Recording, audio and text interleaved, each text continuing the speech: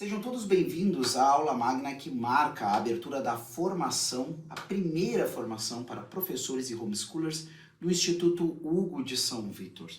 É uma grande alegria estar aqui com vocês que, se estão assistindo essa aula, se comprometeram a estar aqui conosco, se preocupam com a situação da educação e desejam buscar também uma solução para melhorar o estado e o cenário das coisas como elas estão. Meu nome é Rodrigo Neymar dos Santos e eu sou um dos professores que farei parte do grupo que ministrará esta formação para professores e homeschoolers. E aqui comigo também está o professor Mário Lucas Carboneira e o professor Clístenes Hafner Fernandes. O que irá pautar essa nossa conversa, essa nossa aula, né, essa grande aula de abertura desse processo formativo, é justamente a pergunta sobre o que é a educação, e como nós podemos melhorar a situação da educação como a encontramos. Mas, para falar disso, e antes mesmo de nós entrarmos nos caminhos para podermos entender onde estamos e o que podemos fazer para melhorar esse processo em que nós não temos como escapar de participar, todos passam por algum processo educativo, mas nem todos passam pelo processo educativo necessário para chegar naquele lugar onde se tornam as pessoas que precisam serem. Então nós queremos conversar um pouquinho aqui sobre como nós chegamos nesse local, como o Instituto Hugo de São Vítor se tornou o que é, sendo um caminho para que nós resolvêssemos uma série de dificuldades que também encontramos, assim como você provavelmente encontra, tanto na sua formação pessoal, na sua tentativa de melhorar a sua vida de estudos, ou especialmente de melhorar a vida de estudos dos seus alunos ou dos seus filhos. Então a gente vai começar conversando um pouquinho sobre como teve origem essa história, e muitas pessoas talvez pensem que as pessoas já nasceram sabendo tudo, era um grupo de iluminados, ou coisas do tipo. E vocês vão perceber que, na verdade, as coisas surgiram especialmente de percebermos que nos faltava algo e de ir em busca, mesmo muitas vezes não sabendo como encontrar, ou onde encontrar, ou tendo apenas algumas pistas, certo? Fomos em busca das respostas. Bom, aqui eu quero começar a conversar e perguntar para o Mário, para o Clístenes. Eu fiz parte desse processo também de início do Instituto Hugo de São Vítor, mas eu gostaria de saber de vocês, mais ou menos como é que é as memórias mais antigas, porque para deixar muito claro, as coisas não aconteceram assim no sentido, a imaginação das pessoas vai preenchendo com cores os acontecimentos. Um belo dia todo mundo se encontrou no lugar e decidiu fazer alguma coisa, como uma declaração de independência, das dificuldades educativas ou coisa do tipo. Na verdade, vocês vão perceber que existiram uma série de situações que foram conectando pessoas que se encontraram com os mesmos interesses, assim, É um pouco voltar nessas memórias, nessas lembranças. Então, perguntar para vocês, acho que começo perguntando para o Mário aqui, o que tu recorda de mais antigo, assim, e onde você começou a encontrar uma pessoa que te levou a outra, para então começar a se encontrar para estudar, assim por diante. Não, então assim, é claro que todo esse processo vai começar com o próprio indivíduo, com uma motivação interna do próprio indivíduo. Então eu realmente comecei, em dado momento da minha vida, lá com 18, 19 anos, a desenvolver um gosto pela literatura, que vinha da música, de ouvir músicas atuais mesmo, músicas como rock, etc. e tal, mas disso eu fui, por meio de leitura de letras e de influências, etc., desses músicos para a literatura, certo? E desenvolvi um gosto pela coisa, então fui lendo isso tudo, praticamente sozinho, da minha própria parte, E então também cheguei à filosofia, por esse mesmo processo assim de estudo, uma coisa leva a outra naturalmente na leitura dos livros,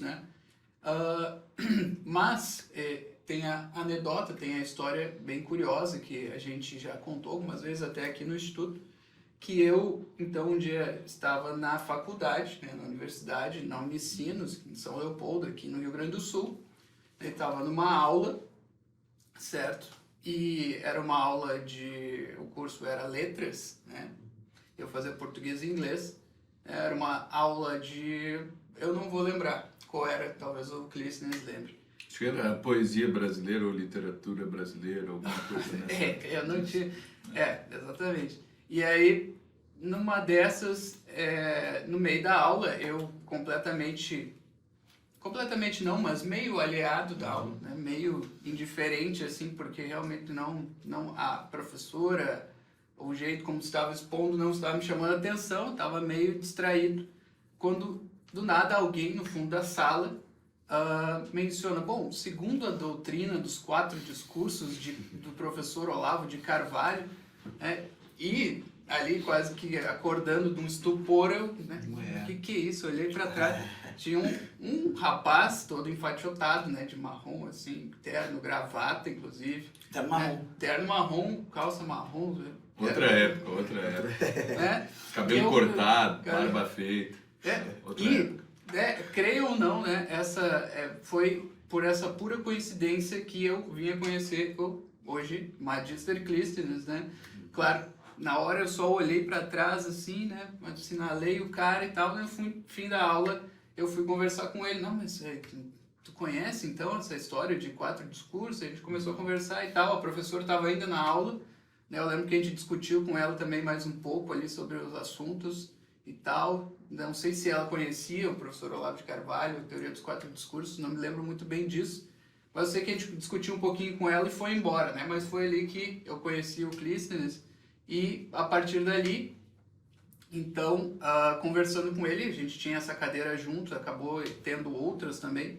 E depois ele foi me falando que havia um lugar em Porto Alegre, então, que eles se reuniam para assistir às aulas da História Essencial da Filosofia, do professor Olavo também.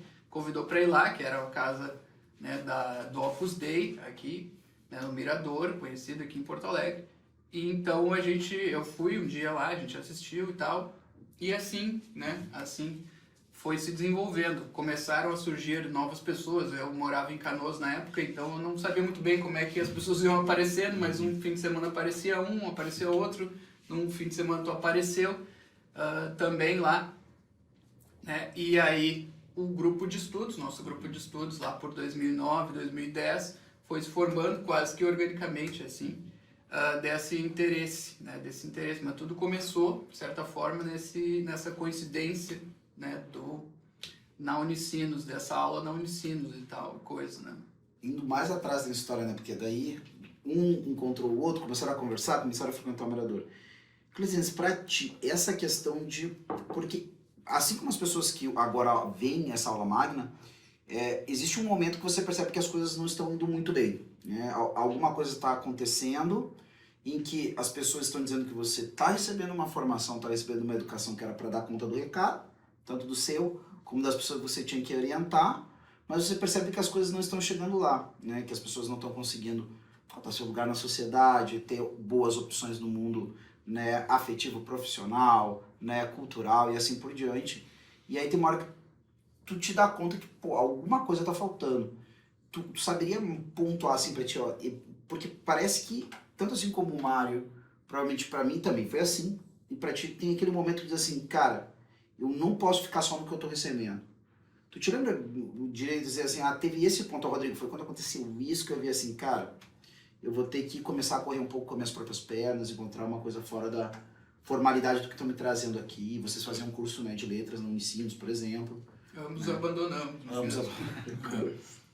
Não, a questão é que como eu estudei música durante o ensino médio, principalmente, depois, né, continuei estudando sempre, mas eu percebia que dentro da formação de um músico existia uma exigência muito específica, não é? Que não tinha conversa, assim, ó, ou tu sabes ou tu não sabes, ou tu consegues ou tu não consegues, certo? E frequentemente, não é? Toda a formação de um músico ele está sendo avaliado 100% do tempo. O professor está sempre te avaliando e dizendo se está certo, está errado, está certo, está errado, segue aqui, não faz isso, faz aquilo, certo? Tem que estudar mais esse ponto, tem que desenvolver mais essa habilidade, essa capacidade, seja rítmica, seja de afinação, seja de cultura mesmo, assim, se tu não conhece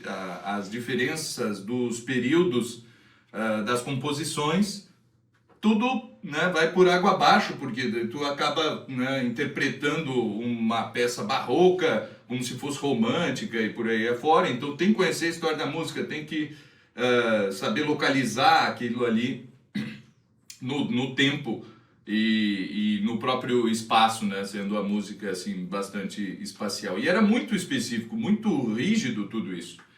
E aí eu percebi que o pessoal ia para a faculdade de música, né, por conta de 2 ou 3 disciplinas, ou 2 ou 3 cadeiras, né, de 2 ou 3 professores que estavam ali fazendo isso.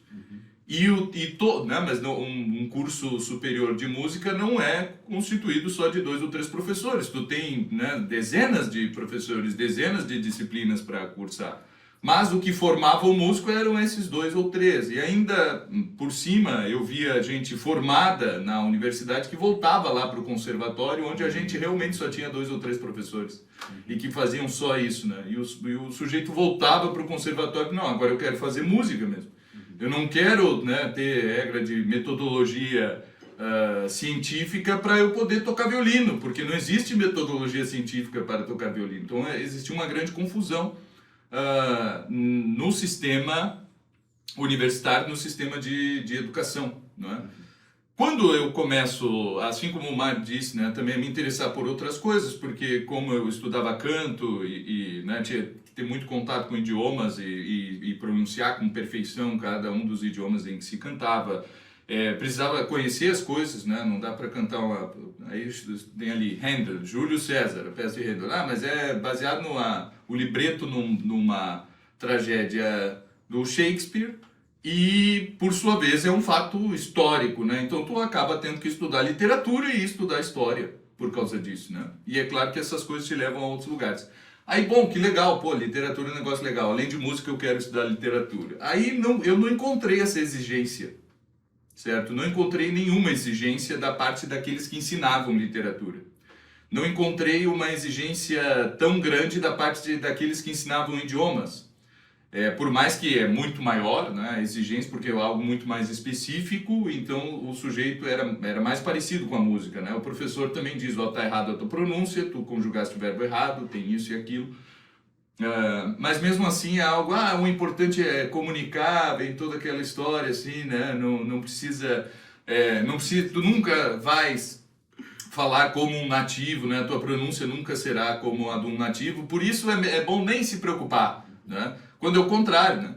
Eu sei que não vou falar nunca como nativo, mas esse é o meu objetivo, esse é o mundo, esse é o ideal, né? É o que está no mundo das ideias, esse é o objetivo bem claro, certo? Segundo a música também é bem claro, é fazer aquilo da melhor forma possível como os grandes intérpretes.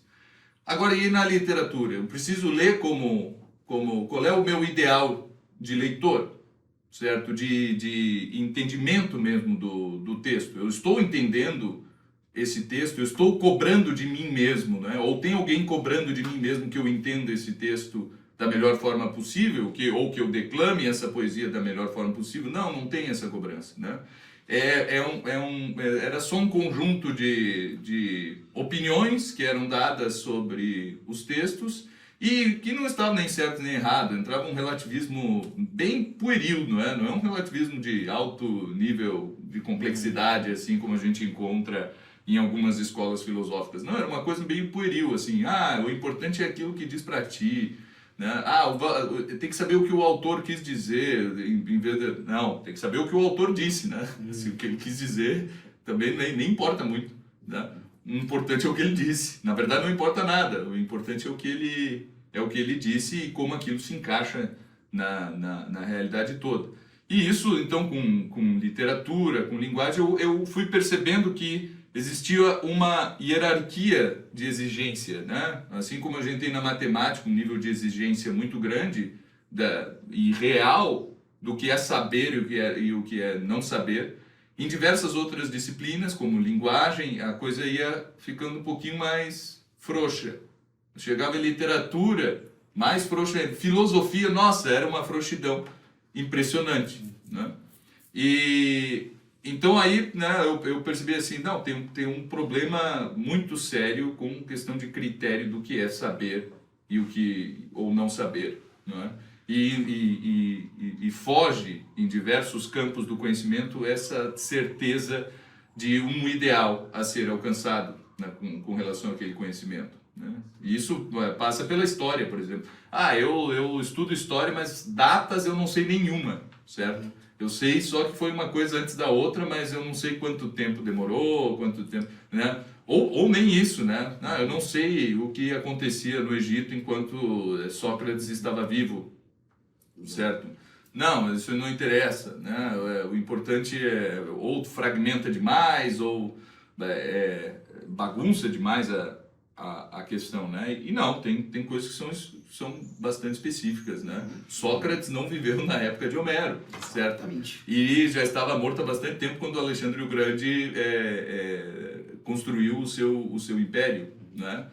Então, esse tipo de coisa parece que faltava critério, falta um ideal do que é realmente ter um conhecimento histórico, do que é realmente ter um conhecimento linguístico e literário, não é? Enquanto que em outras disciplinas nós temos essa certeza, né? Nós não dizemos assim, ele diz que 2 mais 2 é 5, mas de 4 para 5 ele quase acertou. Se ele tivesse dito 6 seria pior. Dependendo, né, do contexto.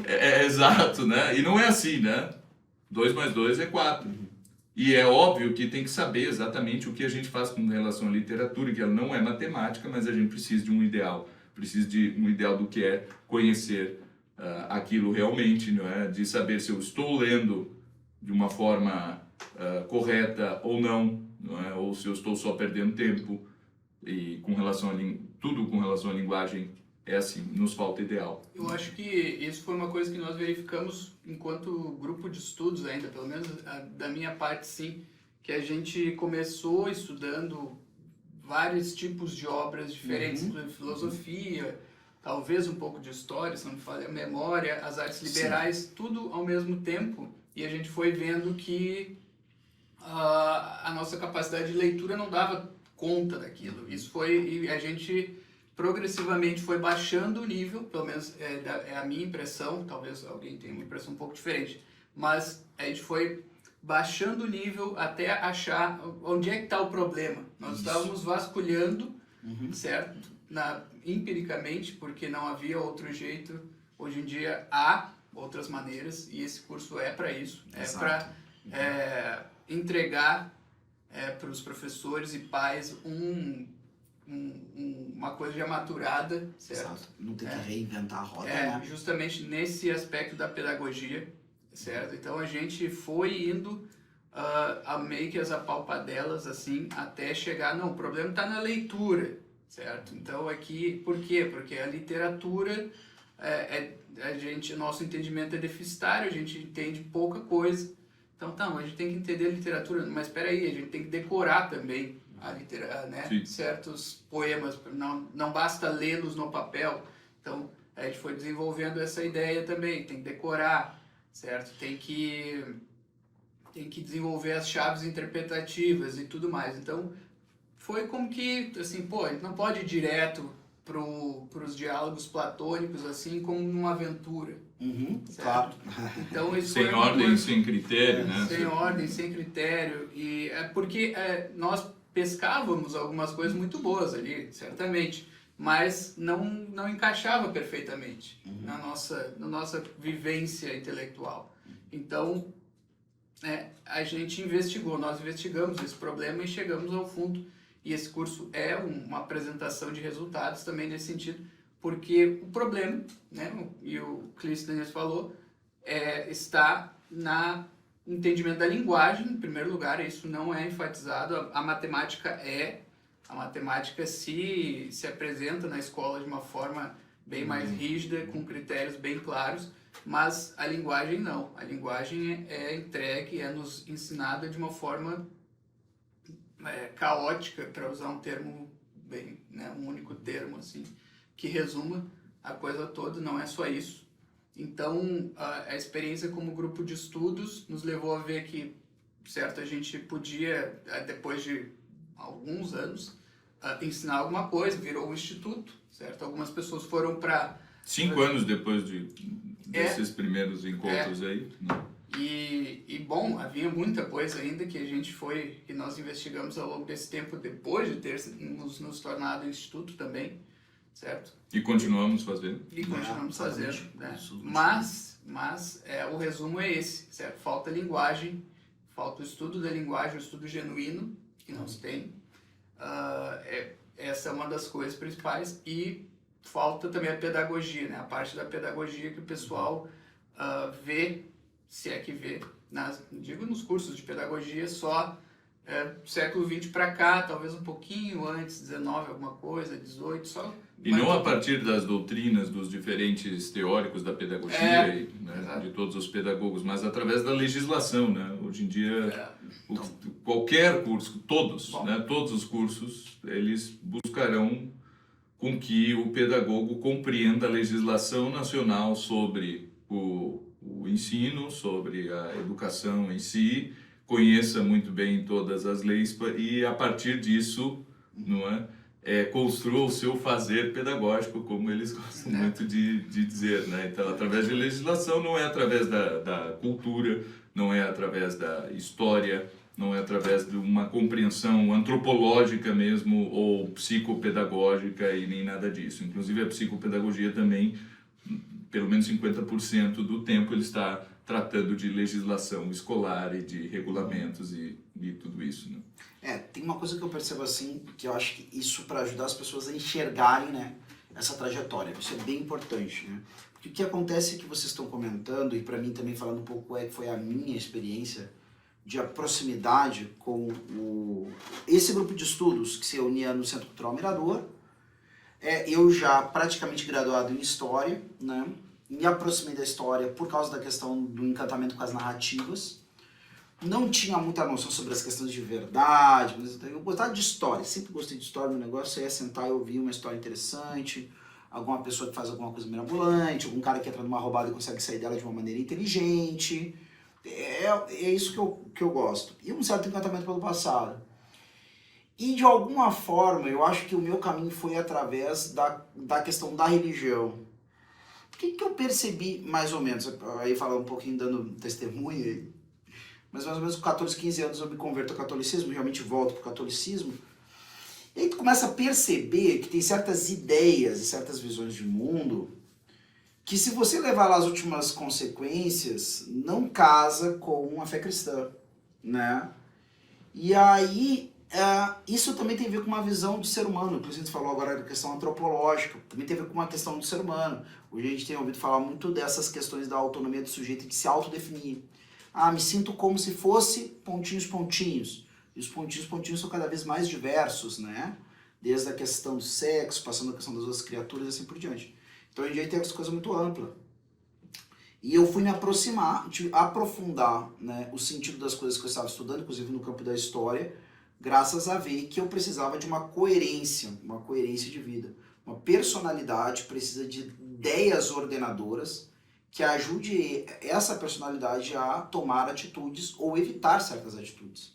Só que essas ideias, eixo, se manifestam através de palavras, através de imagens.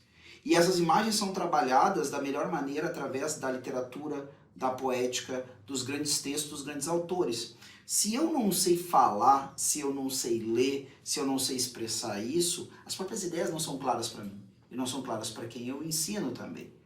Então, na verdade, o que acontece ali foi, nós nos encontramos, eu me recordo, nós nos encontramos, estudamos uma série de coisas, então, na verdade, foi tateando mesmo, bem como vocês comentaram. A gente, né, promoveu o curso sobre arte no Renascimento, sobre ícones, sobre antropologia filosófica, a questão do macro-microcosmo, aula de história mesmo, aquela história linear, começamos lá com algumas aulas sobre Mesopotâmia, começamos a tentar estudar as línguas clássicas também, e assim a gente foi ler alguns textos, algumas coisas todas. Não, e tudo não foi do nada, assim, a gente tentava com um livro, não dava certo, passava lá um mês, não ia adiante, né? Então, isso.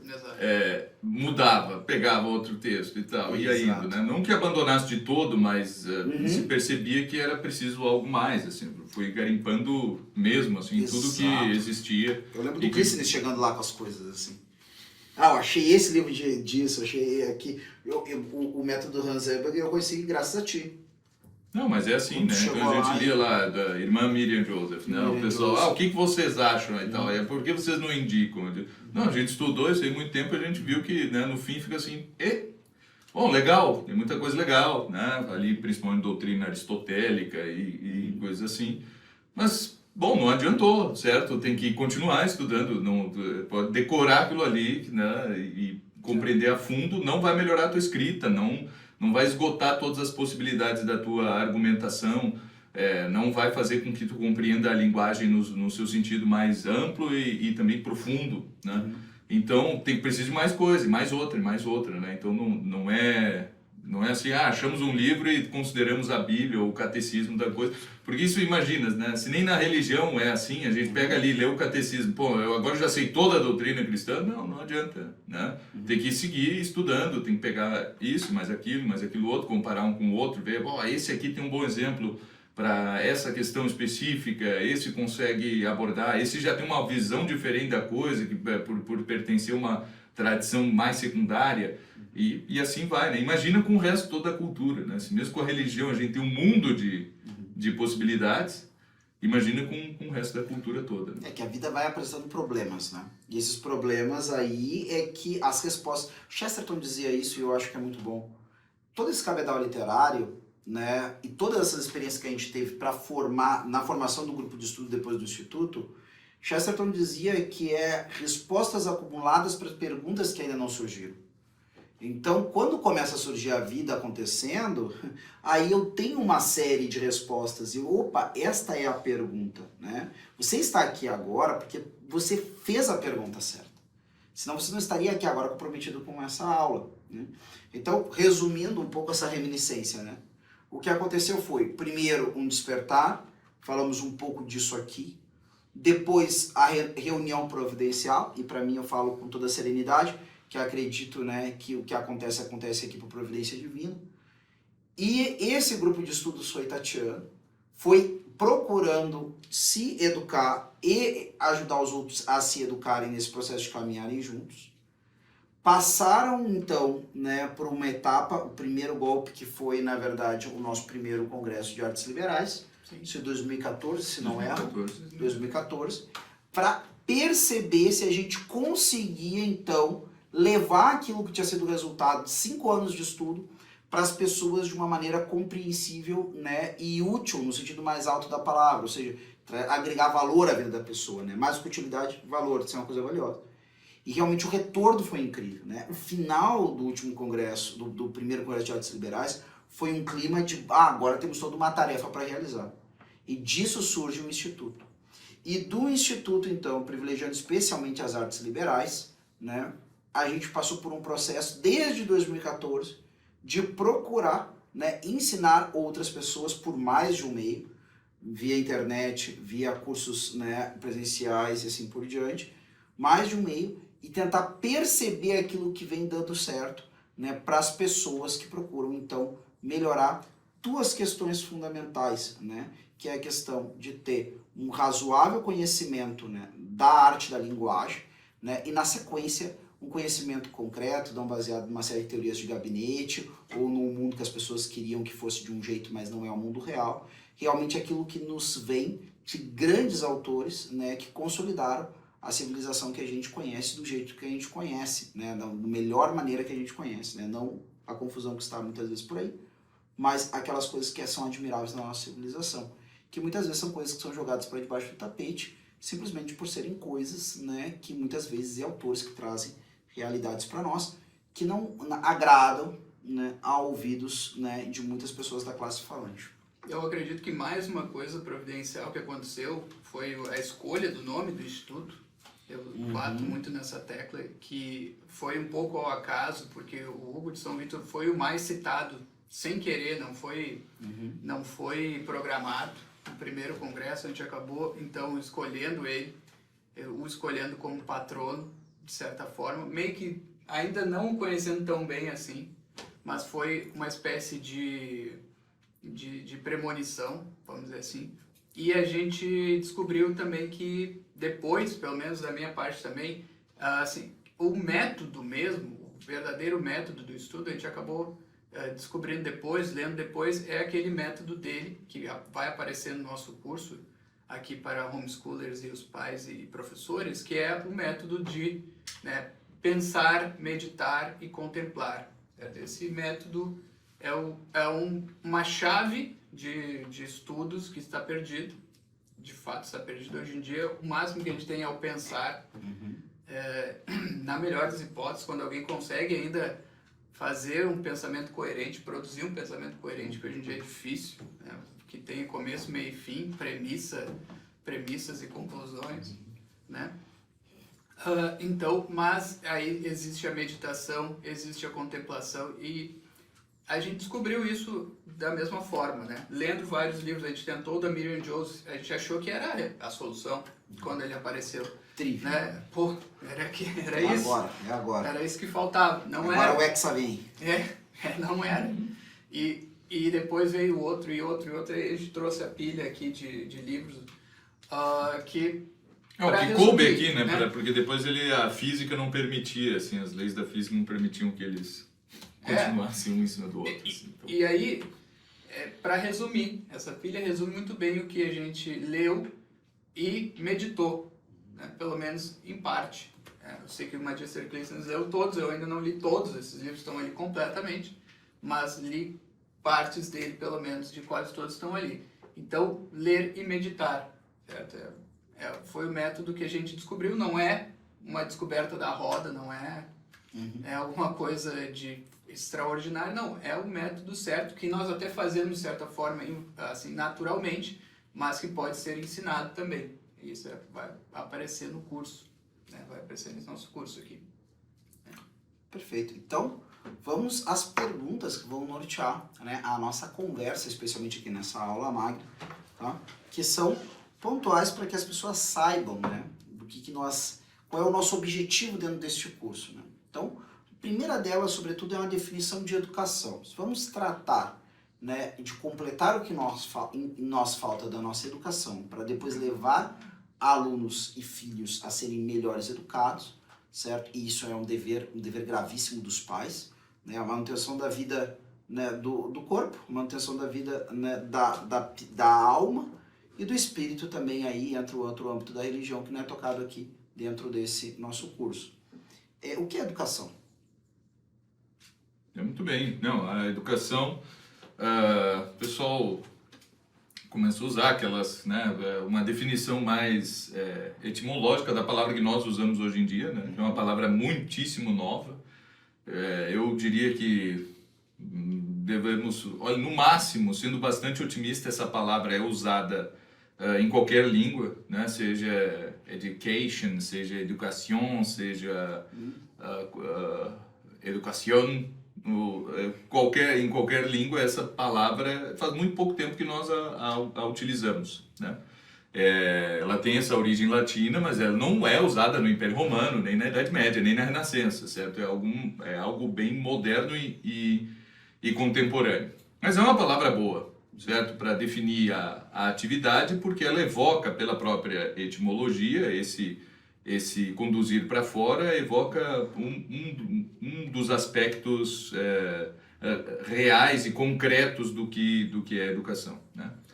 Mas, bom, na Grécia Antiga nós não tínhamos essa palavra, certo? Nós tínhamos paideia, que evoca etimologicamente esse pais, né? Ho pais ou re pais, certo? Ou esse paidion, que em latim seria um infant, é um bebê pequeno que ainda não fala, ou uma criança pequena, certo? E nós temos esse paideia, que é a coisa própria, a atividade própria da criança, a atividade própria de alguém que não é um fim em si mesmo, certo? O fim da infância mesmo é a vida adulta, né? O homem, ele existe para ser adulto, e toda a infância será uma preparação para que ele seja um adulto, e ponto, certo? Bom, então, e ali existe uma série de atividades humanas e de concepções, tanto de linguagem, quanto de inteligência e conhecimento, quanto de moral, certo? E quanto da vida material mesmo, daquilo que ela precisa fazer para manter o seu próprio corpo, se alimentar, como ele deve se exercitar fisicamente, como ele deve fazer as coisas, saber construir as coisas, saber amarrar os sapatos, desde amarrar os sapatos até construir um arranha-céu, o processo todo é a mesma dimensão do homem que faz ele amarrar os sapatos ou construir um foguete, certo? É a mesma dimensão do homem. Então, todos esses aspectos são cuidados por aquilo que os gregos chamavam de paideia, aquilo que é próprio dos homens em formação, né? Dos homens que, por enquanto, são crianças, mas que devem ser adultos. Isso não tem a ver com a idade, né? Porque eu posso ser muito velho já, né, ter passado dos 80, mas ainda a formação é contínua, mas sempre vai ter que evocar que, bom, se tu não sabes nada daquilo, se tu não dominas aquilo, tu ainda és um menino naquilo. A gente usa essa frase, né? Essa palavra, né? Tu ainda és uma criança nesse caso. Que me ocorre agora de Santo Inácio, né? Que vai, depois de convertido, vendo que precisava ali para ser o cara que ele entendia que tinha que ser, ele sentou com crianças. Assim, sentou com crianças, né? Nem cabia no banco, assim, né? Ele estava com crianças muito pequenas mesmo e ele já tinha 35 anos, né? Então eu tinha a nossa idade e estava ali, bom, eu vou agora sentar, ser alfabetizado decentemente, vou aprender latim e tal, porque eu tenho algo muito sério a cumprir, uma vocação muito séria. Quer dizer, é muito importante salientar. Santo Inácio começou a ter estudos sérios com 35 anos. E é altamente significativo o que ele criou dentro da ordem dele, da instituição dele, né?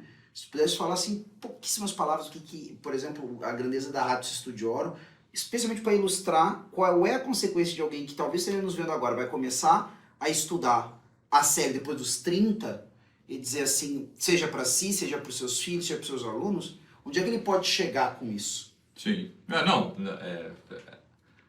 Não há aquilo que os beneditinos representaram para a Europa Ocidental ainda, né, no final da Antiguidade, início da Idade Média, ao longo de toda a Idade Média até os nossos dias, os jesuítas representaram para o planeta inteiro, não é? Porque eles realmente levaram a palavra a todos os recantos, a palavra de Deus e o próprio Deus vivo a todos os recantos do mundo, mas não só isso, né?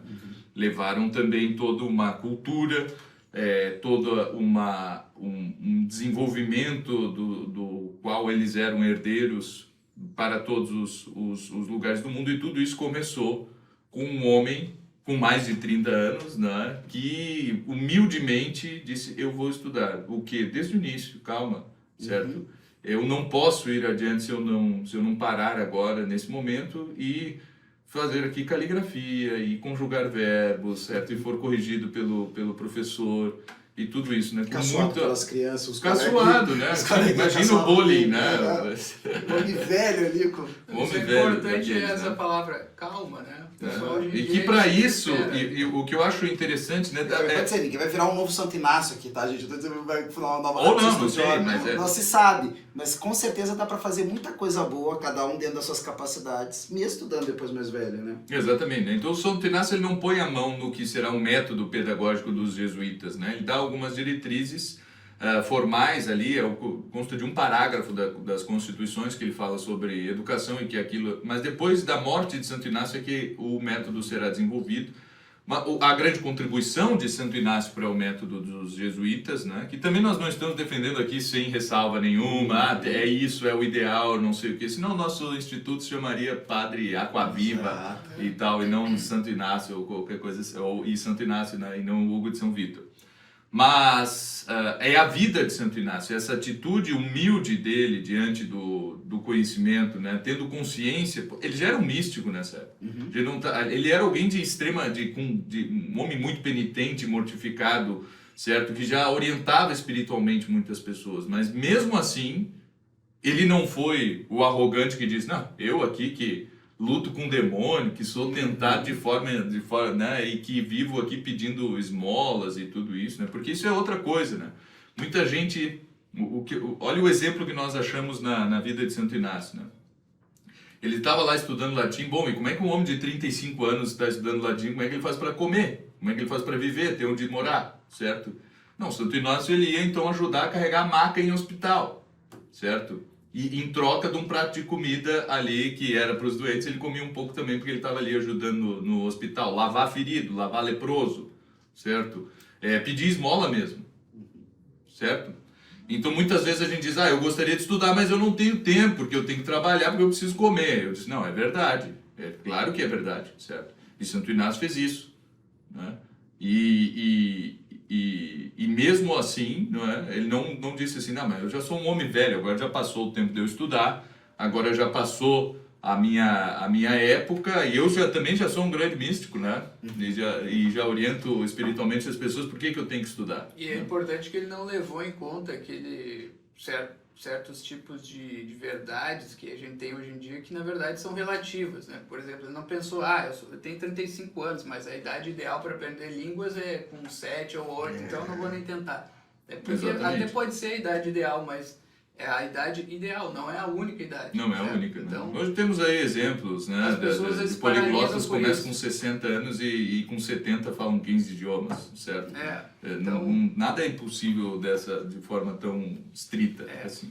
Até porque as pessoas que vão... Porque tem muitas leis, hoje em dia, leis da educação, até do nosso meio, que com boas intenções, não más intenções ideológicas, etc, etc., mas que não são leis, que são tendências, que são né, orientações, exatamente. Então não dá para levar essas coisas a ponto de faca, às vezes a pessoa para de estudar por isso, agora eu estou com 35 anos, mas a idade ideal para aprender línguas é com 7, 8, 9, então não dá mais desistir. Porque talvez eu esteja com um professor aqui de ensino médio já, né, ou um pai que já tem alguns filhos, já tem um filho na adolescência, e agora se deu conta de algumas coisas que precisa cuidar na educação. Não tem nada que eu possa fazer por esse guri, por essa guria, que já estão com 12, 13, 14, 15, 16 anos e ainda estão... Tem como fazer. Se tem interesse, se a criança ou a jovem quer ser ajudado, você sabe como ajudá-lo, tem como fazer. Não, agora só posso fazer pelo meu filho de 7, 6, né, meu aluno das séries iniciais. Não, todo mundo tem, né, como ser atingido por essa questão de aprender, né, como chegar ao mundo de uma maneira realista, né, uma maneira real a partir da linguagem bem construída. Né? Não, a questão toda que a gente tem paideia é uma palavra bem complicada de ser traduzida com um único termo, né? O Werner Jäger escreveu esse volume aqui, que é o que está aqui na ponta aqui, para explicar isso, certo?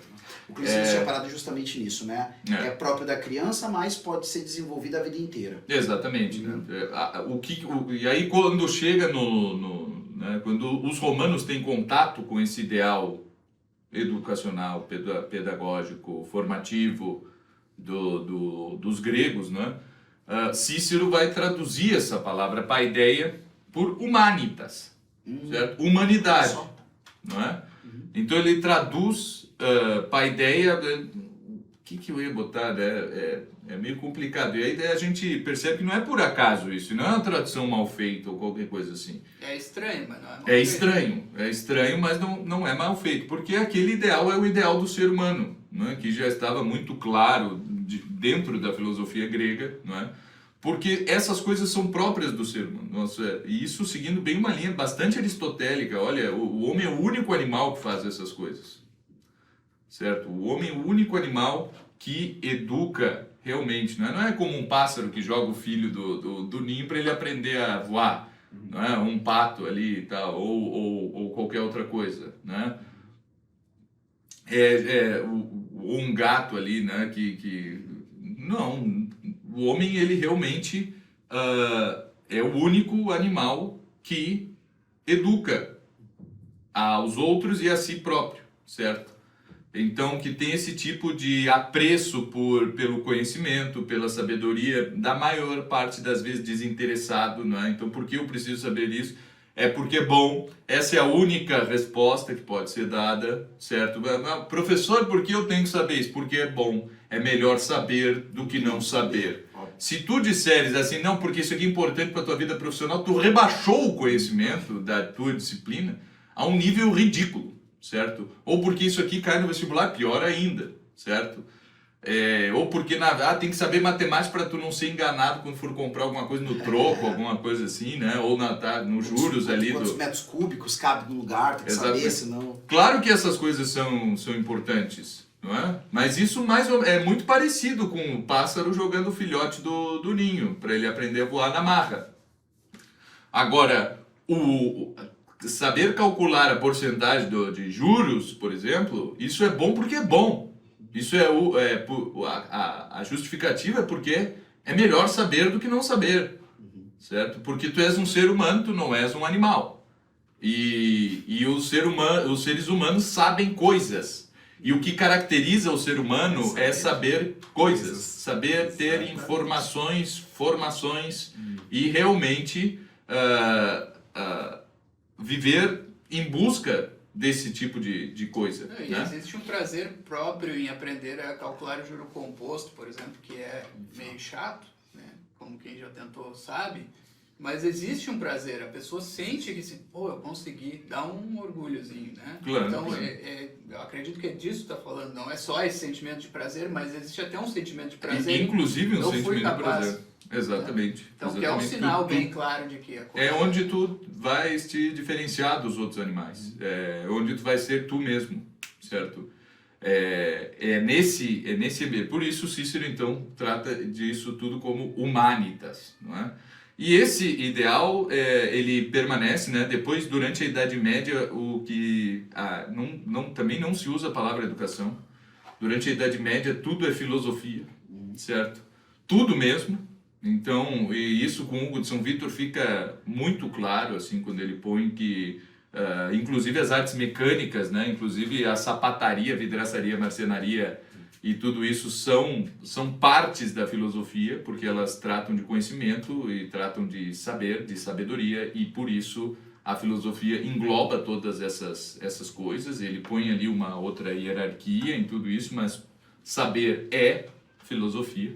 Então, ainda não se usa educação, né? Se usa filosofia, mas, né, dentro de uma tradição que vem desde paideia grega, passando por humanitas romana.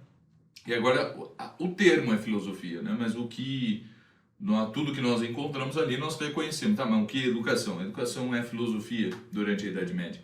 Isso muito antes da escolástica já é assim, né? Bem, quando a gente passa para o Renascimento, o que vai falar é de humanismo, não é? Que depois toma um outro caminho e essa palavra ganha o sentido que nós damos hoje ao humanismo, né? Então, esse humanitas passa a ser usado de forma mais específica, né? E onde nós tiramos certos conhecimentos teóricos e técnicos e focamos mais nas letras, focamos mais na linguagem, que havia sido, em alguns lugares, mas principalmente na Itália, bastante negligenciado, né? Ali quando nós pensamos em Universidade de Bolonha e tudo isso, o pessoal tinha esquecido de que a linguagem é fator de máxima importância para a formação do homem, não é? E que dominá-la é algo importante, que não existe uma matemática das palavras, assim, não é? E começa a surgir, né, principalmente uma corrente nominalista, que surge em Paris, mas que tem grande sucesso na Itália, nas faculdades de Direito, e faz com que alguns homens se revoltem contra isso, né, que são os chamados humanistas, né? Então, quando a gente já pega ali, desde a época de Petrarca, o pessoal está bastante revoltado com o uso que é feito dentro das universidades, né, com o uso da linguagem que é feito dentro das universidades. É importante dizer que é do latim, né, especificamente. Sempre latim, até agora sempre latim. Mas é uma época também onde nós vamos ter algo bastante interessante, que é a queda de Constantinopla, certo? Claro.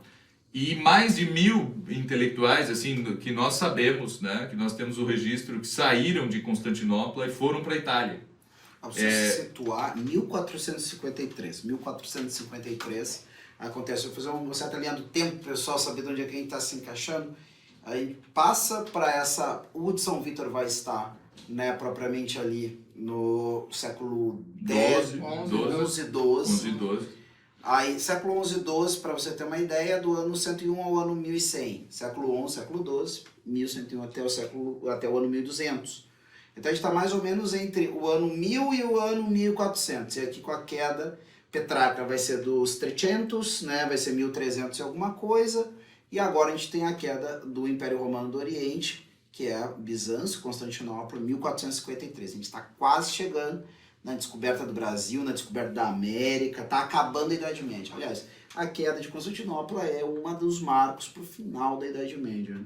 Exatamente, né? Mas com isso, então, o pessoal às vezes diz, né? Mas na Idade Média eles não estudavam grego, porque né, Santo Tomás não sabia grego, o Hugo de São Vitor não sabia grego, por exemplo.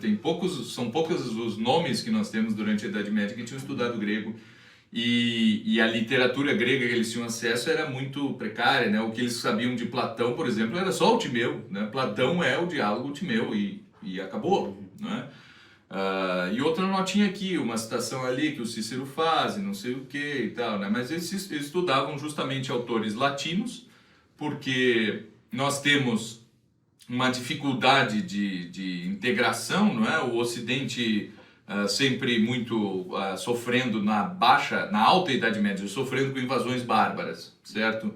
Depois, quando isso dá uma acalmada, né, e aí nós temos Carlos Magno e tal, né, 200 anos depois nós já temos o cisma então ali no século XI, temos o cisma do Oriente. E aí sim acabou toda e qualquer relação com o Oriente grego.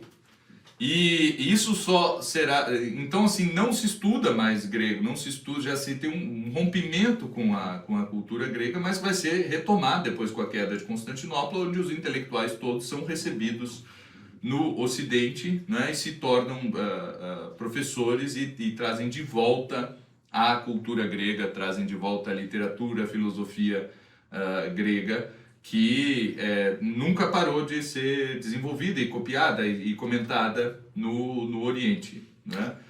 Eu pergunto para vocês, porque para a gente ir caminhando de alguma forma para a segunda pergunta.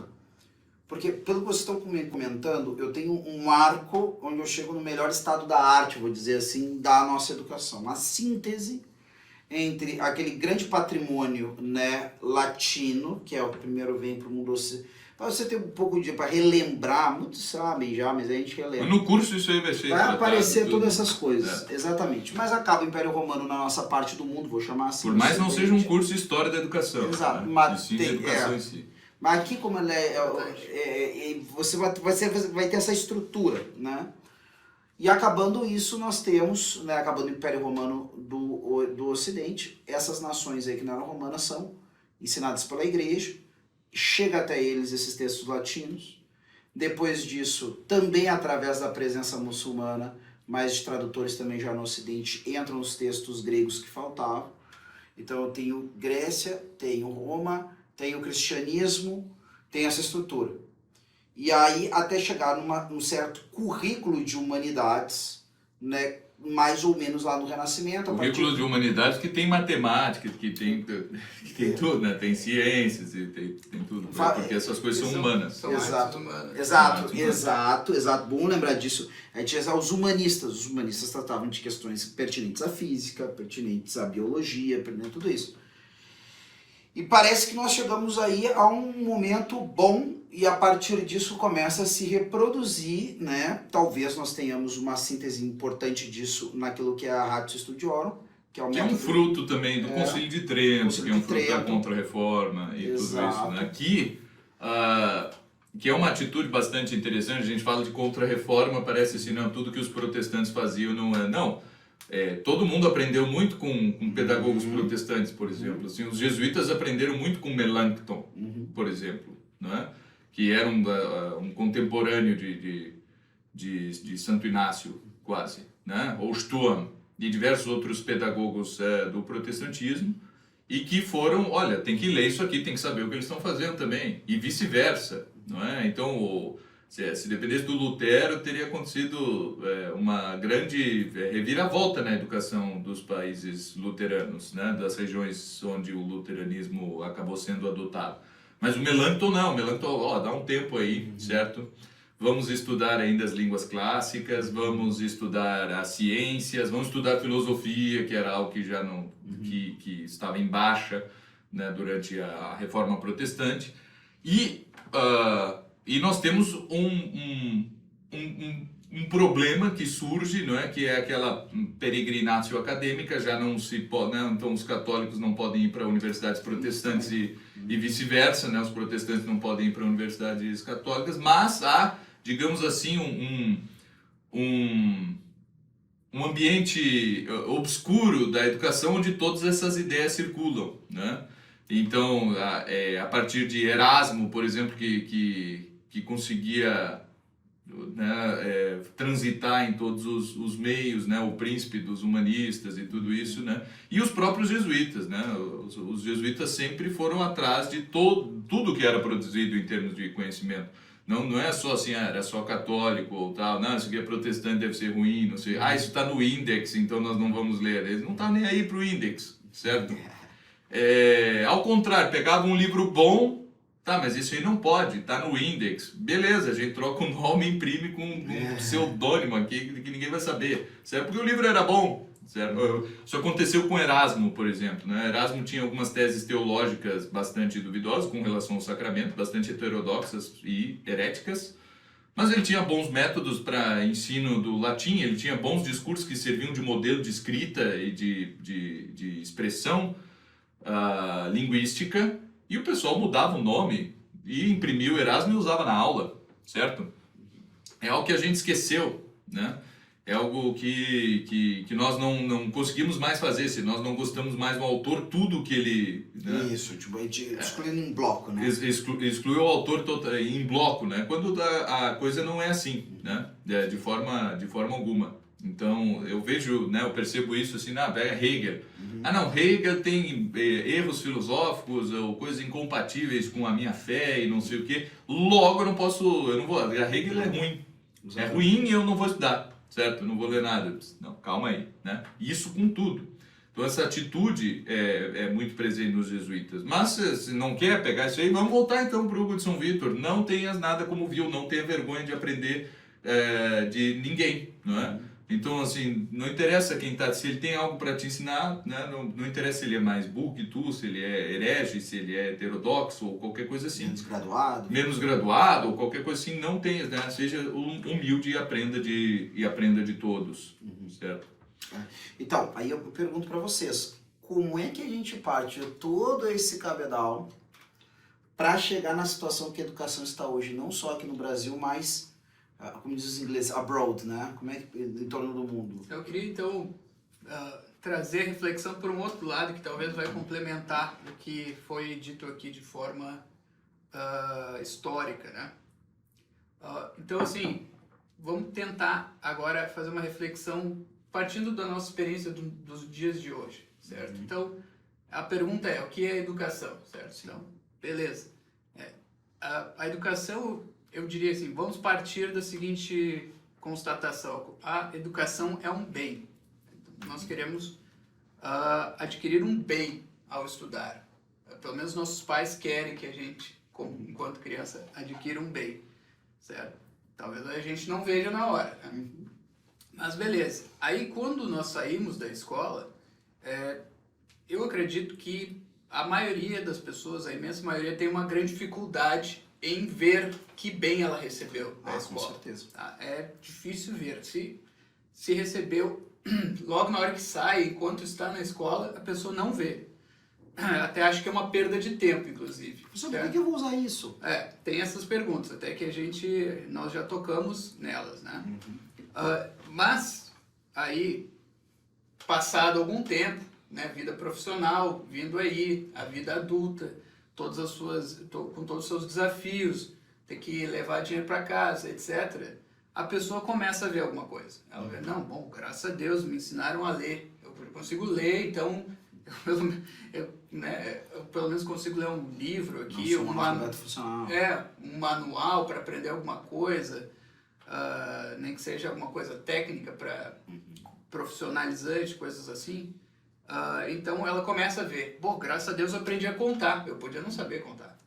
E ela então começa a ver que alguma coisa ela recebeu. E algumas pessoas param aí e tal e acreditam que a educação seja isso aí mesmo e tá tudo tranquilo. Algumas outras pessoas, né, investigando um pouco mais a fundo, elas até percebem que não, eu realmente recebi algo, né?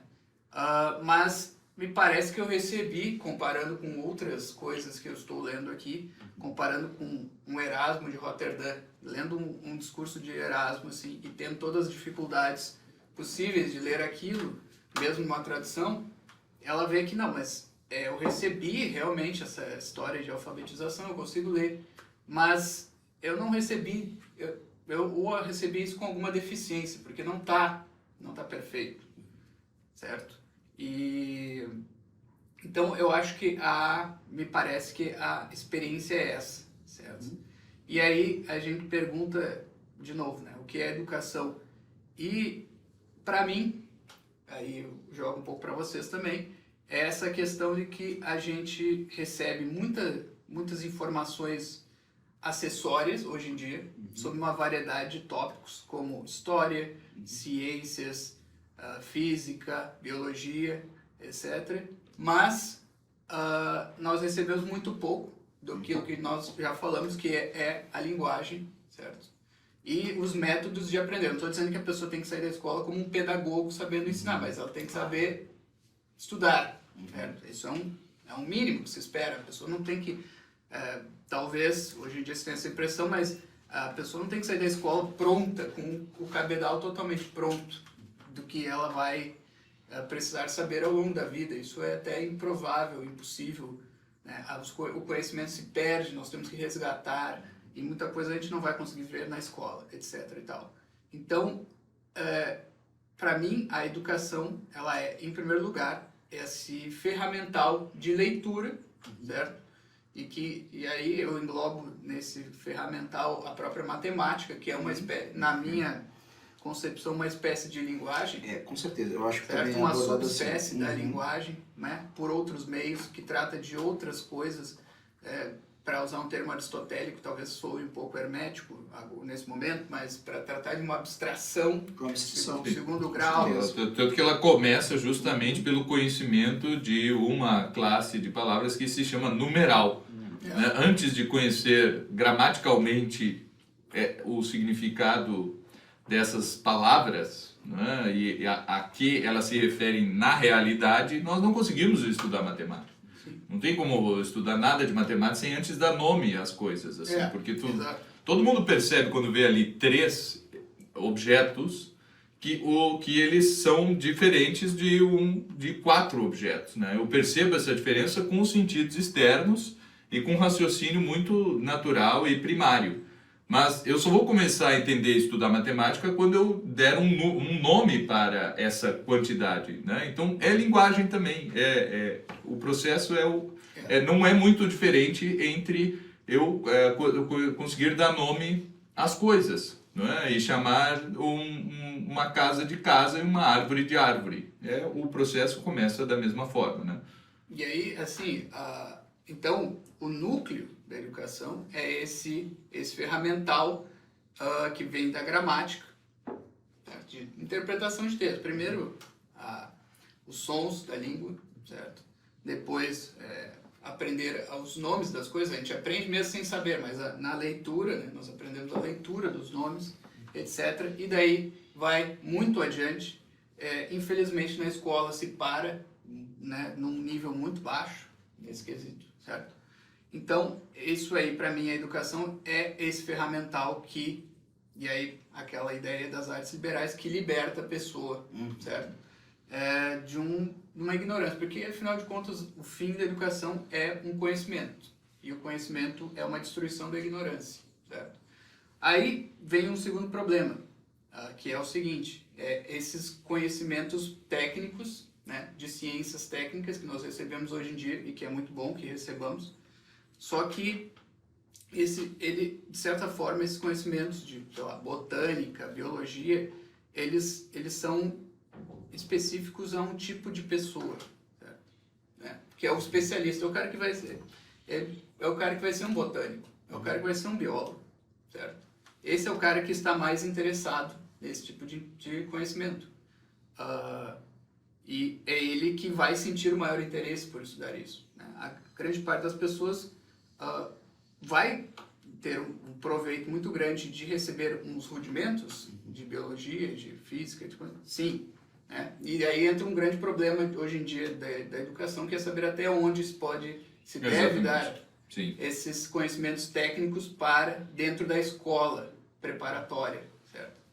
Então, esse é um grande problema, porque eu acredito que a grande virada na educação para o lado ruim da coisa foi quando o homem conseguiu acumular muitos conhecimentos por causa também da imprensa, né, por poder colocar em livros e aí se registrar muitos detalhes sobre cada ciência, e aquilo foi se transformando em ciências vastamente muito vastas, certo? E aí o pessoal olhava para aquilo, pô, mas pessoal, isso é bom de saber, a gente precisa passar isso na escola também. E quanto mais essa parte técnica foi entrando, mais foi saindo aqueles rudimentos do próprio conhecimento, que estão, né, nas doutrinas, nas disciplinas das artes liberais, como gramática, retórica e lógica, certo? E depois as do quadrivium. Então, isso foi saindo de lado porque veio entrando toda aquela massa de novos conhecimentos que o homem foi acumulando por causa da imprensa e de outras coisas. Hoje em dia nós temos a internet que também aumenta ainda essa massa de conhecimentos à disposição e, por um lado, é excelente, é ótimo que esteja à disposição, por outro lado,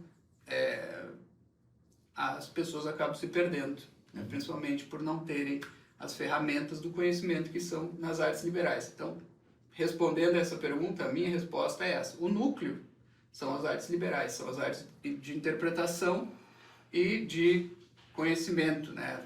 Também chamadas do intelecto na Idade Média, que são as matemáticas, certo? E depois vem todo o conhecimento técnico das ciências específicas, né? E aí vem o grande problema. Mas, e esse é o objetivo do nosso curso, focar nessas ferramentas que foram perdidas, né? Que foram sendo escanteadas aos poucos, dada a grande massa de novos conhecimentos técnicos que vieram. Não sei se vocês querem fazer algum reparo disso ou não discordam. Não, eu acho que é por aí. Eu acho que, claro, qualquer coisa que dissermos a mais, aí fica reflexões exato. A partir disso e a gente desvia um pouco. Fazendo uma síntese, então, do que a gente viu até agora, né, nós vimos, na verdade, que existe o quê? A necessidade de uma formação do homem, formação da humanidade em nós, sim, que tem por distintivo em relação a todos os outros seres animados, conhecer, né? E o ser humano tem um prazer em conhecer. Você que já conseguiu superar algum conhecimento muito difícil, não sabia nada, depois entendeu, dá uma alegria no sujeito, entendeu que antes não entendia, né? Isso os gregos chamavam de paideia, que era próprio, né, do desenvolvimento da criança, mas uma vez que não fosse feito na criança, no período de infância, ou então da adolescência, ou da efebia, assim por diante, dentro desse processo, deveria então ser levado adiante em qualquer outra fase da vida, porque é algo necessário à nossa natureza. É algo necessário. E isso se consolidou no que foi chamado as artes liberais, que é justamente o que nos dá clareza sobre o mundo que nos está em torno. Do ponto de vista do conhecimento, especialmente com as artes da linguagem, que vão manifestar quais são as palavras, né, e como elas se ordenam na gramática, que elas vão também me mostrar e como isso encontra a sua fonte de documentação mais consistente na grande literatura, nas melhores maneiras de escrever. Depois disso eu tenho a lógica, que vai me mostrar como cada coisa simbolizada pelas palavras se encaixa, se relaciona, se isso logo aquilo. E depois, por fim, como expressar isso da melhor maneira possível, sempre pensando na pessoa que vai receber essas ideias, como eu estou manifestando na palavra, na retórica. A partir disso eu posso explicar o quê? O mundo que está em torno de mim, que se expressa em linguagem matemática. Esse mundo material, esse mundo, né, das formas, né, do conceito das esferas e assim por diante. Tudo isso para chegar ao objetivo de eu ter um homem verdadeiramente livre. Porque conhece, então pode conhecer o que é o verdadeiro bem e optar por ele, conhecer o que é o verdadeiro mal e optar por ele, e evitar ele, né? E se optar por ele, cair na ruína. Isso foi chamado pelos romanos, então, né, pelos latinos, de humanitas, porque é próprio da humanidade. E a proposição é como fazer isso comigo e como transmitir isso aos demais. E aí tu já ensaiou a entrada para a nossa pergunta que deu, por que a nossa educação hoje está numa situação que podemos chamar de uma situação crítica, de crise. Não crítica do sentido, não tem nada para fazer, mas é de crise. E aí tu fala de um transbordamento de uma série de especificidades. Eu iria num ponto mais adiante para já jogar para vocês, e aí a gente pode, junto com essa resposta, procurar também dizer o que as pessoas podem fazer para procurar remediar isso aí, que é o seguinte: tudo isso tinha um eixo unificador nessa questão do humanitas.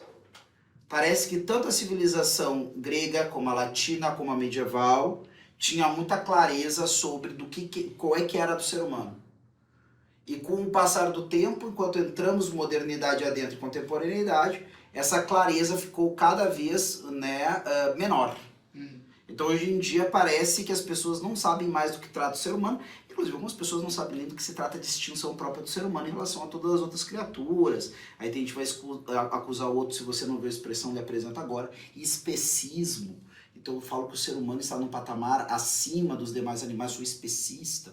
Então essa falta de clareza se encaminhou e talvez isso esteja no eixo do, bom, se no ser humano pode ser o que quiser, eu escolho lá uma especificidade e ignoro todo o resto. Qual o problema nisso? É que aí também, com a entrada desse, vamos chamar de educação conteudística, que é essa que quer passar grandes, vastas quantidades de conhecimento técnico sem dar as ferramentas de acessar, né, esse conhecimento técnico, entrou também, houve durante principalmente o século XIX a ascensão do movimento revolucionário enquanto influência na cultura, certo? Que aí, como uma resposta à industrialização da sociedade, né? Exatamente. Quando eu tiro as pessoas de um momento onde elas realmente têm consciência do seu local dentro da sociedade, de forma aristotélica, assim, não marxista, certo? Da sua missão dentro da sociedade, da sua missão dentro do corpo místico de Nosso Senhor, enquanto membros da igreja, não é? De quem elas realmente são para servir de parafuso da engrenagem, né? Porque muitas vezes a gente passa assim, não, veio um movimento revolucionário, mas porque está tudo bem antes. Não. A industrialização vai acontecendo aos poucos e a sociedade vira uma analogia de uma máquina, de uma fábrica, assim, né? Ela começa a ser entendida como uma analogia, não o contrário, assim. A máquina é como se fosse a sociedade. Não. A sociedade é uma máquina. O ideal é a máquina. Exatamente, né? E o lugar de cada um ali é que a engrenagem que está aqui, ela não enxerga e nem sabe da existência da outra que está lá mais adiante, né? Então, essa perda total da consciência de onde se está, né? Com a industrialização, que nós não vamos entrar em aspectos econômicos, foi uma coisa maravilhosa, né? O acesso aos bens de consumo, a tecnologia, fazia o sujeito perder menos tempo agora, com diversas atividades da vida, né? Vamos pensar numa invenção recente, assim, sei lá, o Teflon, né, na panela. Pô, quer coisa melhor que isso?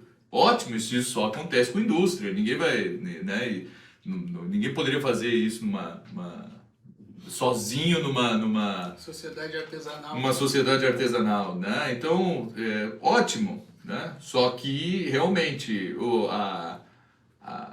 como o homem compreende a si mesmo dentro da sociedade gerou diversos problemas e a resposta não foi uma volta à compreensão mais pura e realista do homem, e sim idealista, ou melhor, ideológica, né?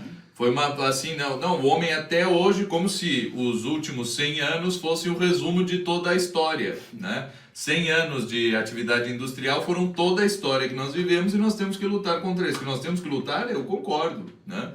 Mas não com uma ideologia, e sim com a própria realidade e com o próprio conhecimento de quem é o ser humano, do que é uma sociedade, e de forma realista mesmo, e não ideológica. E é muito importante frisar que hoje em dia as discussões elas podem ser as mais variadas, com os mais variados matizes, mas elas vão ser variações da visão acumulativa de conhecimento ou da visão ideológica que quer libertar alguém de alguma opressão. Certo? Então vai ser tudo nós não estamos variações em nenhuma dessas, isso é importante, né? Exatamente. Né? E é importante cuidar porque o pessoal que quer fugir do mundo ideológico, muitas vezes, dessa visão de mundo ideológico, cai na outra mecanicista. Exato.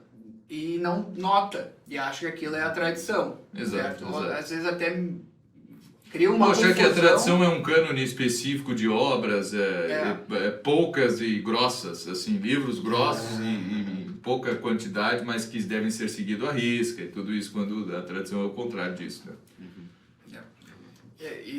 Então, outra coisa, né? O cara lê artes liberais e até tem uma compreensão interessante daquilo, mas ele acha que essa libertação vai ser uma libertação total dele, certo? É que ele não vai estar preso a nenhuma amarra social, moral e etc e tal. Não é isso, certo? Então, é uma sintonia fina que tem que achar para chegar nessa tradição ocidental, certo? A verdadeira tradição ocidental. Então não vai para o lado da liberalidade, do liberou geral, do laissez-faire total, nem é para o lado do homem engrenagem que tem o seu caminho de vida está totalmente traçado, ele vai entrar ali, o local dele como engrenagem já está pronto, é só ele receber a educação profissionalizante dele, entrar ali, se encaixar, produzir e acabou. E ele vai fazer isso como? Acumulando conhecimento técnico profissionalizante, na verdade. E ele nota, essa pessoa que segue esse ramo da educação, que ele entende muito pouco. Ele consegue repetir algumas coisas ali, mas ele sabe que no fundo, se for perguntar, né, qual é que é a base desse teu conhecimento, ele vai cair num vazio infinito e vai cair, não vai achar essa tal base. Tem uma frase do Chesterton que para mim ela encaminha inclusive a nossa busca aqui por propor pro pessoal, né, uma solução, né, um que fazer diante desse quadro, que eu enxergo também, eu percebo que houve uma mudança dentro do conhecimento, não conhecer para ser, mas conhecer para poder, né? Inclusive tem uma frase famosa, se eu não me engano, acho que é do Francis Bacon, que é conhecimento é poder. Né? E aí, quando tem essa frase, eu não vou entrar na cabeça do Bacon aqui e tudo mais, e essa frase, não sei qual é o contexto que ela está agora, propriamente, mas parece que o ser humano tem por dado que ele domina a si mesmo. E que agora o que ele tem que fazer é dominar a realidade, dominar a natureza, para dobrar a natureza e os fenômenos para que atendam aos seus desejos. E aí parece que ele esquece ou ignora, e é impressionante a gente ver a reação repulsiva por parte de algumas pessoas, quando a gente toca nesse ponto, de que na verdade o domínio de si não está dado. Claro. Muito pelo contrário, na verdade ele tem ali aquelas paixões, né, totalmente desgovernadas, e esse cara com poder para dobrar a realidade das suas paixões, na verdade é um instrumento de destruição. Eu acho impressionante que toda a discussão hoje ambiental e papapá passa longe dessa questão. Gente, quando o ser humano tiver nessa bagunça psíquico-moral que ele vive, pode ter certeza, as pessoas vão depredar e é isso mesmo. Mais um ponto importante, Chesterton, perguntado a ele o que havia de errado com o mundo, ele disse, eu, assinado G.K. Chesterton. Quando a gente fala disso, a gente está falando propriamente do domínio de si mesmo, né? Parece que o que está fora de eixo é justamente que as pessoas não têm mais um instrumental para fazer isso por si e ajudar os outros a fazerem também, de encontrarem o seu lugar, né? De catalisarem energias para então compreenderem quem são e agirem conforme quem são. Então, e por que eu digo isso? Porque aí a gente sai desses eixos que vocês levantaram. Ou o eixo, né, ideológico, não, agora nós temos que fazer algum tipo de reforma fora de nós, né, absurda, ou sei lá, ignorando vários elementos que estão diante de nós, ou então nós temos que acumular conhecimento. E na verdade o que a gente está propondo é outra coisa aqui. E seguir um caminhozinho Exato. muito bem traçado ali, que tu nem discute. Exato. Não, aqui, primeiro que para mim isso é se fechar a providência. Eu estou pensando num mundo mecanicista em que eu tenho a chave de tudo que o mundo tem que ser, né? Então eu não sei, a providência está aí na jogada, vai me propor coisas diferentes em cada momento. A proposta para ver se a gente entende se é isso mesmo, vocês concordam comigo. Conhecer-se, conhecer o bem e conhecer como atingir o bem, né? Para poder optar pelo bem e trabalhar na vontade para a aquisição do bem. Talvez essa seja um pouco a síntese da educação que a gente está propondo aqui, né? E aí, como é que o cara chega nisso? Como é que o cara pode formar-se para isso? Pensando que o problema talvez tenha sido perder esse eixo. Não, tu pode pegar uma fórmula mágica, né? Tu pode pegar uma fórmula mágica que né, nós temos aí diversas doutrinas que não servem para isso, mas que são tomadas disso, né? Pode ser os 4 temperamentos, pode ser as 12 camadas da personalidade, pode ser um teste de QI, pode ser um teste vocacional ou qualquer coisa assim. O sujeito se agarra naquela fórmula mágica e ele acha que isso é conhecer-se, né? Então eu leio ali um artigo ou vejo 2 aulas sobre qualquer uma dessas coisas que eu acabei de dizer e já diz assim, eu sou assim, logo eu já me conheço, logo eu sei o que eu tenho que fazer e como eu devo agir, quando a questão é muito mais complexa, né? Pode ser tudo, né? Pode ser assim, tá, mas o que eu tenho? Eu sou, afinal, eu tenho TDAH ou meu filho também, né? Meu filho tem TDAH ou ele é superdotado, como né? o CID, né? Exatamente. Pode ser, sei lá, qual é o meu signo, qual é o meu ascendente e qualquer coisa dessas, assim, que seja tomada como fórmula mágica para o autoconhecimento, não funciona, né? Essa é a primeira coisa. E não é a tradição, não é assim que o ser humano faz desde tempos imemoriais para se autoconhecer, né?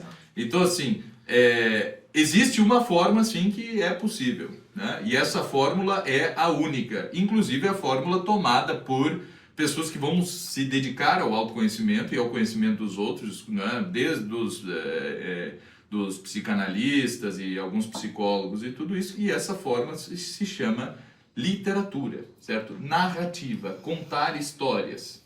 Que também não posso pegar e usar como fórmula mágica. Eu tenho aqui o herói, eu tenho o não sei o que, o guerreiro, né? E eu tenho também os arquétipos, o sacerdote, o sábio, o não sei o que. Aí tu pega um arquétipo desse e começa de novo a usar como fórmula mágica, sendo que tu só leu um livro sobre isso e nunca fez o que o autor algumas vezes diz, né? Que tu tem que conhecer diversos exemplos de diversas narrativas através, sim, de textos de ficção, né, literatura de imaginação,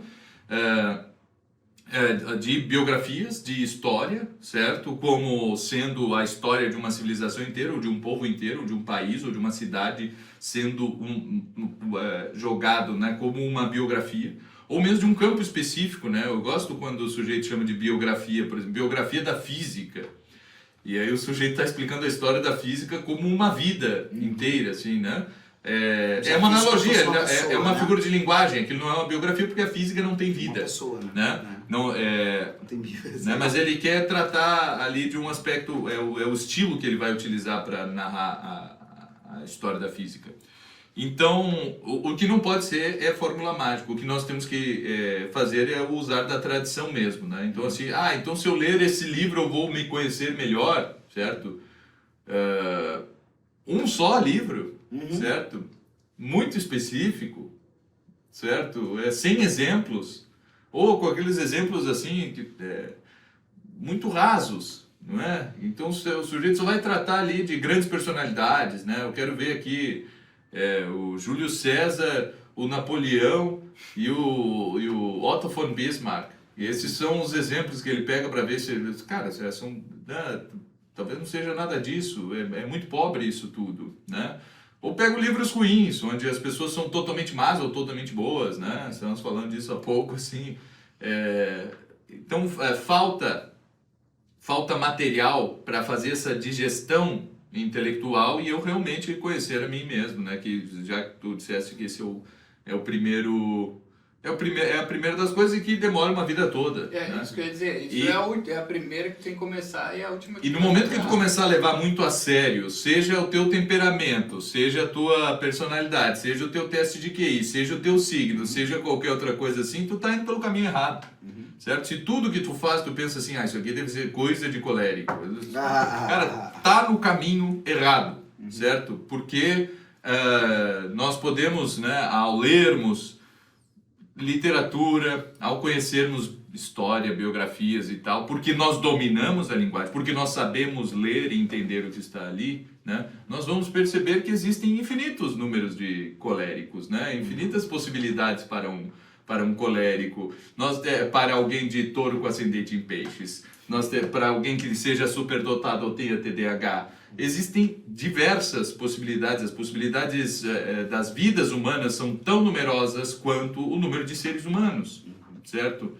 E se tu não tomares consciência disso através de outros exemplos, porque a gente conhece muito pouca gente, né? Eu conheço vocês aqui, conheço a minha família, e é muito pouca gente que a gente acaba conhecendo, né? E a literatura, o contato com boa literatura, faz com que nós conheçamos muito mais gente, né? E de forma mais arquetípica, de forma mais simples de ser entendido. O bom autor, ele consegue fazer isso aí, ele consegue te expor a história de alguém, a personalidade de alguém, através de uma forma muito simples, né? Mas nós precisamos saber ler e encontrar isso dentro das obras. Eu acho que a educação nem pode prometer assim, o autoconhecimento ou conhecimento de si. Isso é uma coisa que está para muito além da educação. Ela tem que suscitar esse questionamento de alguma forma, da maneira certa, etc. Mas o que ela pode fazer é ensinar a ler.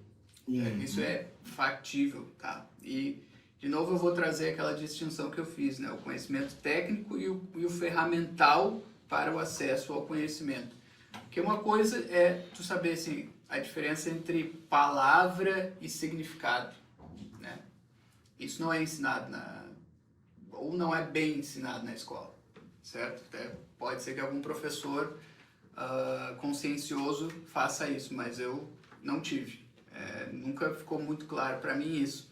Agora, eu acho que isso é essencial, né? Se a pessoa sai da escola sem saber a diferença entre o som e o significado, e onde está o som que a gente recebe pelos sentidos, o significado que está na nossa mente, que é outra coisa muito diferente, ele vai ficar perdido a vida inteira. Agora, se ele souber o filo, o reino de determinada planta, se ele souber repetir isso, porque aprendeu na escola, não vai adiantar muita coisa para ele. Tá? Então, eu trago esse exemplo para deixar claro. E a diferença entre... Não, porque isso aí só é útil, né?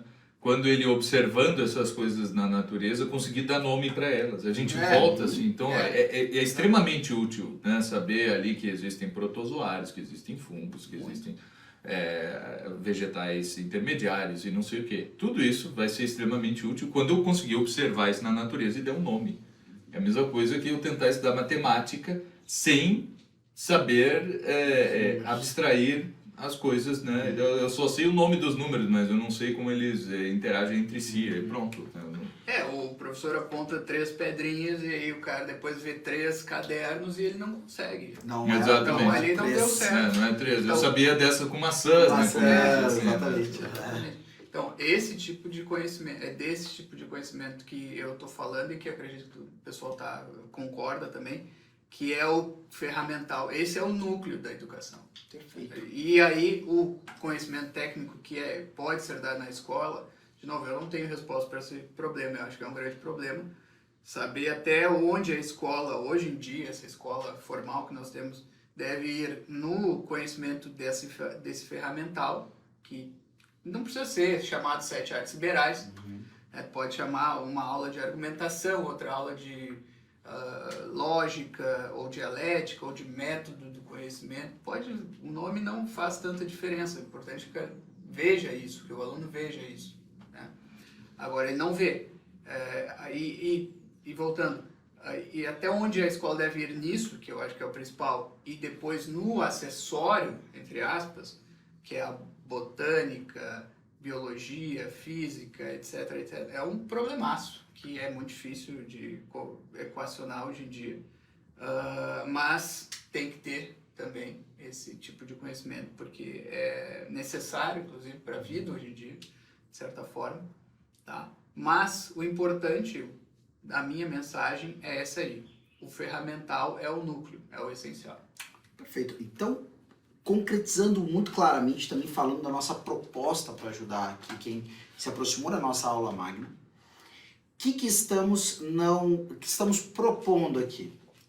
Um caminho para, né, aprender, né, a ler e a entender bem o que se está lendo, o que se está conhecendo, o que se está encontrando em contato no mundo da educação e educar os outros dentro dessas coisas que foram apreendidas. Da bem, forma mais acessível possível. mais acessível possível, né? mais pé no chão possível. Mastigado, factível. Se quiser usar para autoconhecimento, pode usar para autoconhecimento, vai precisar de saber ler bem para entender o que está acontecendo consigo. Se quiser para entender bem uma ideia política, se quiser entender bem uma ideia filosófica, o ponto de partida do mundo da educação é apreender bem a linguagem.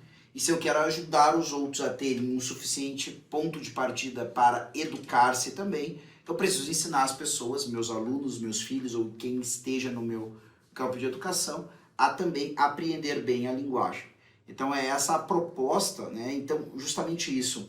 O que podemos fazer então para, né, melhorar a circunstância da educação? Educarmos a nós, educarmos aqueles que estão sob a nossa tutela, sob a nossa guarda, sob a nossa educação na escola ou em outro ambiente de educação. Esse é o primeiro ponto de partida. Se cada um não tomar à frente essa tarefa, dificilmente chegaremos no local aonde desejamos, onde sonhamos e assim por diante. E essa é a proposta do nosso, né, curso, nossa formação para professores e homeschoolers aqui do Instituto de São Vitor, aonde a partir, né, dessa nossa aula, nossa aula magna, a partir agora do lançamento dela, ela fica disponível até dia 11, né, 11 de novembro, certo? Estando depois dessa data disponível apenas para as pessoas que fazem parte do nosso, né, grupo lá no Telegram, que está aqui descrito, né, abaixo aqui no vídeo.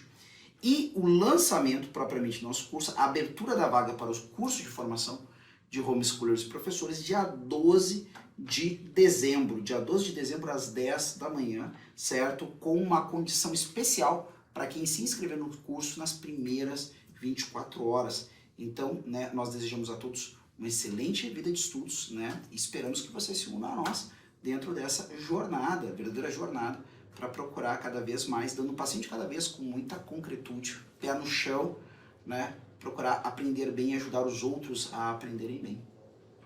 Certo. Não, muito bem. Então, eu só queria, para fechar, tem essa pilha de livros aqui.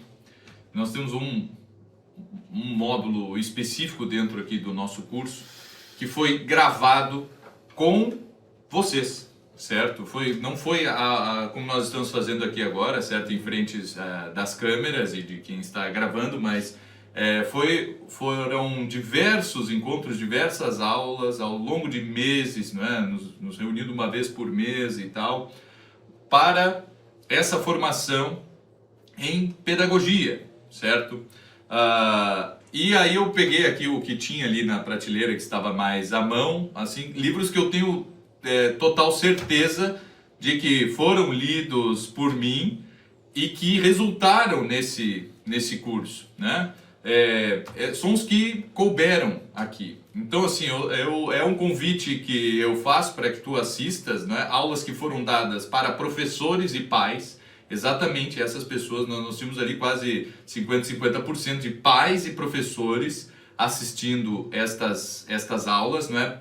Trazendo as suas dúvidas, principalmente, não é, podendo olhar na cara de cada um se eles estavam entendendo, se aquilo fazia algum sentido para eles. Então é muito diferente de gravarmos uma aula para as câmeras, não é? Ou tu podes também comprar todos esses livros aqui e lê-los também, não é? Então, ali já está tudo mastigadinho, trechos selecionados, uma explicação de todos os temas que são tratados aqui dentro desse módulo de aulas que foram dadas presencialmente e por acaso foram gravadas e agora nós disponibilizamos aqui. Mário, eu pergunto para o Mário, especialmente, qual é a tua contribuição, como é que é a tua parte dentro da formação agora, dentro do curso de formação de professores e homeschoolers? A nossa parte, porque nós estamos mais ou menos, né, na mesma veia, é a parte da linguagem específica. O Clício ficou um pouco mais com a parte da pedagogia. A minha parte então, é um mini curso sobre as origens da linguagem e a aquisição da linguagem, certo? É claro que a questão da origem da linguagem é especialmente dificultosos, mas eu trago, então, ali no curso, algumas proposições, algumas teorias que existem e falo da aquisição da linguagem. Infelizmente, essa arte um tanto perdida hoje em dia, né? Que a pessoa dá como pressuposto que é algo natural. Até certo ponto, mas existe também, a partir de certo momento, a necessidade da intervenção de uma arte para que isso ocorra da melhor maneira, né? E também, depois, há um curso sobre sonetos, né? Na qual eu, então, abordo, por meio da leitura de alguns sonetos, diversas fases da literatura, principalmente do português, que foi escrita em português, para que o professor, o pai, possa então ver essas características de cada fase, não se assustar, porque eu consigo ler um tipo de fase da literatura, mas a outra não. Então vamos ler várias fases e ver que tudo foi escrito em português, então, né, não está para além da nossa capacidade, e com alguma ajudinha de professor, a pessoa consegue entender perfeitamente. Eu, no caso, tratei a questão, né, dentro do curso, você vai encontrar ali as minhas aulas falando sobre a questão dos contos, como lê-los, quais os vários gêneros que estão presentes ali, qual a natureza do conto, o que esse gênero literário pode ser um grande auxílio, por exemplo, na introdução, né, de uma pessoa, principalmente de jovens, né, e crianças, dentro desse mundo, né, da literatura, pelo seu tamanho um pouco reduzido, por pegar um recorte bem específico, certo? De um caso interessante, assim por diante. Então eu vou trabalhar essa questão e você vai ver contos tanto do gênero policialesco, como, né, fantástico maravilhoso, propriamente mais realista, né, de cunho mais psicológico e assim por diante. Tudo isso está abarcado dentro desse processo, né, de compreensão das diversas dimensões de uso da linguagem e do conhecimento da linguagem e apropriação dela para educação. Então, por fim, né, deixando muito claro o que nós estamos propondo, né, com a nossa formação, essa formação especificamente para professores e pais que queiram levar à frente uma educação homeschooler em algum sentido, né, o homeschooling em algum sentido. Eu sei que existem pais que têm essa proposição de exclusivamente darem essa educação para os seus filhos sem o auxílio de outra instituição, mas mesmo aqueles que não têm essa ideia também, e eu acredito que é a maioria, vai conseguir encontrar, né, através dessa formação, os meios para levar à frente a complementação, né, para trazer para a vida da educação dos seus filhos aqueles pontos que são importantes, a partir de solucionar, de suprir duas lacunas que nós vimos que são as fundamentais entre todos aqueles que gostariam, né, de implementar uma educação clássica, ou seja, educação que formou as melhores mentes ao longo do tempo da nossa civilização, toda essa história que nós comentamos durante esta aula magna, né, que a primeira delas é a questão de uma lacuna linguística. Muitas das pessoas não sabem, né, nem como ler, muitas vezes nem o que ler, e não entendem de maneira plena aquilo que estão lendo. Então, solucionar essa lacuna linguística e depois disso, né, dar a elas o conhecimento de quais são os métodos clássicos,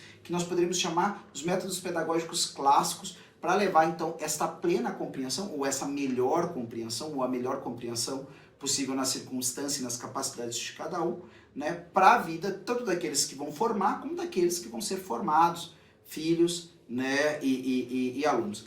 Este não é um curso para o aluno, este não é um curso para a criança, né, para o filho a ser ajudado no seu processo educativo. Este é um curso para os pais que desejam auxiliar na complementação, levar para frente uma experiência de homeschooling com seus filhos, ou ajudarem de qualquer forma. Não, e é claro que os textos que principalmente vocês dois vão trabalhar podem ser trabalhados com os alunos e com os filhos. Então tem lá um soneto e um conto e tal, que tu vais ver como aquilo pode ser interpretado, entendido, como a leitura deve ser feita, e aí tu podes usar o mesmo texto com os teus alunos, com os teus filhos, certo? Mas não é um curso para os próprios alunos, não é um curso para menores de idade, vamos botar assim, certo?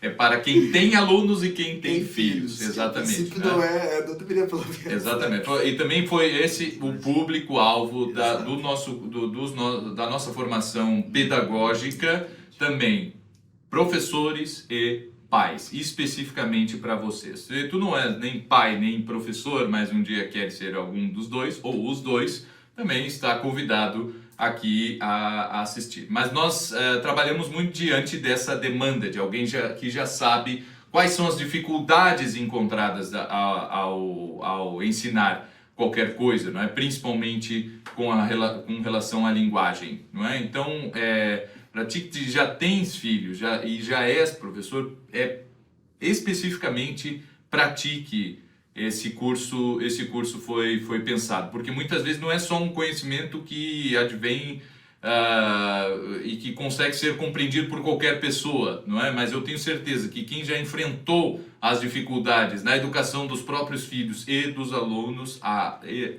terá total condição de compreender tudo o que será tratado aqui e realmente crescerá muito na sua atividade como professor, seja numa escola, seja de alunos particulares ou seja dos próprios filhos. Recadinho final, Mário. Agora é o final da nossa aula magna.